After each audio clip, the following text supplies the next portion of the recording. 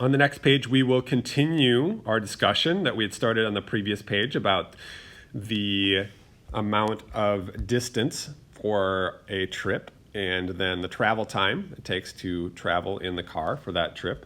We have looked at the linear model here, and we've talked about the slope and the y-intercept. Now let's talk about our new information related to the correlation coefficient. Number 5, use the information provided on the Desmos graph and linear model to identify the correlation coefficient. Based on the value, how would you describe the strength of the linear relationship? All right, so to get the correlation coefficient, we already have it. If you have this much, then you already have the correlation coefficient. That is that R value, which notice is also about 0.99 for rounding to the hundredths place. So it's kind of like the slope, actually, in terms of the numerical value. So about 0.99 is the correlation coefficient. And recall that a correlation coefficient is always between -1 to 1. Okay, so correlation coefficient is always between -1 and 1. The closer it is to -1 or 1, the more linear end at the negative slope, linear, the positive slope. And so in this case, it's very positive. So that means that there's a strong positive linear correlation. So the distance and time have a strong positive linear correlation. All right. As one goes up, so does the other in a very, very strong positive connection relationship. They are strongly correlated together. How long do you think it would take Priya to make the trip of 90 miles if the linear relationship continues? Okay. Well, now we just kind of go back to our prediction equation and our linear model here, and we're given 90 miles. So this is an extrapolation for sure, because 90 would be way over here somewhere. But let's see what it predicts. So y equals, in this case, 0.99x plus 3.05. All right, so 0.99 times 90 plus 3.05. So if we punch that into our calculator, let's see if I can split the screen here.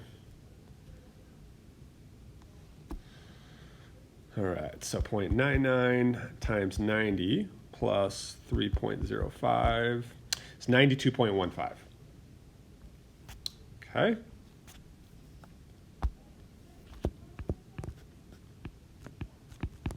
And that is the time, the minutes, because 90 miles was the x variable, so 92.15 minutes. All right. If she drives 90 miles, do you think that the prediction you made will be close to the actual value? Explain your reasoning. Well, it definitely is an extrapolation.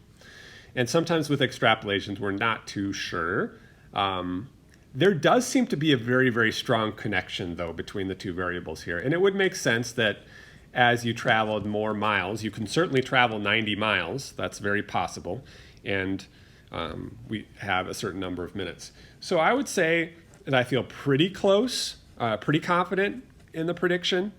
But obviously, the more time you take or the more miles you go, the more variable the final estimates are going to be. All right, because there's more things that could happen along your drive. So we do have to take that into account. So I'm going to say in general, yes. The variables of distance and time have a very strong positive correlation.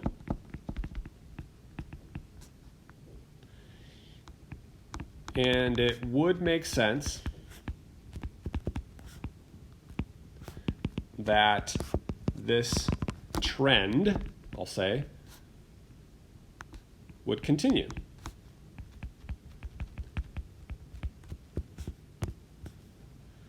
But I am going to say, however, since the prediction involved and extrapolation. Remember extrapolation because it's way beyond the measured data. 90 miles is way beyond what we typically would measure. It will not be perfectly accurate.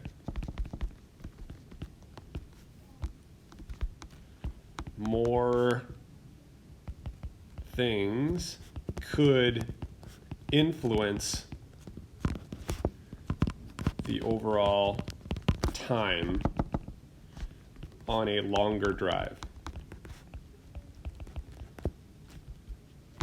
Like what we talked about before, like traffic, stoplights, stops. Maybe you need a snack stop. Maybe you need a lunch stop. Maybe you need to get some gas. All those sorts of things could influence the time. So I do think that I'd be fairly confident in the amount of time, but we also have to consider some of the things that could happen on a 90-mile drive.